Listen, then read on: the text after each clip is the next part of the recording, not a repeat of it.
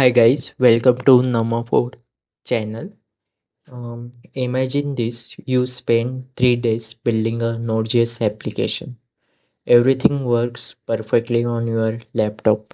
You send the code to your teammate, and he runs the project, and it crashes.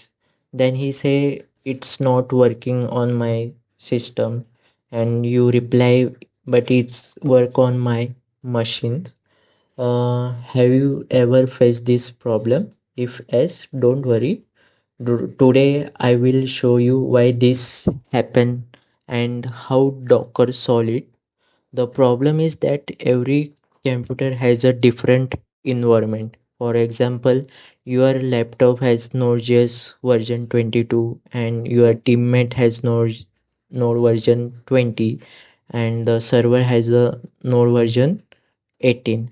The different versions, different libraries, and different settings can make the same application behave differently. This is one of the biggest challenges developer face. Docker solve this by packaging your application with everything it's need.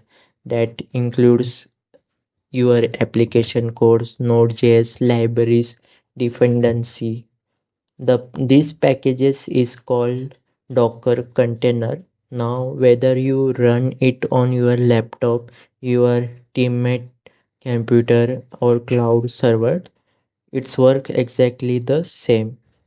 No more version issue, no more missing dependency, and no more it's work on my machine.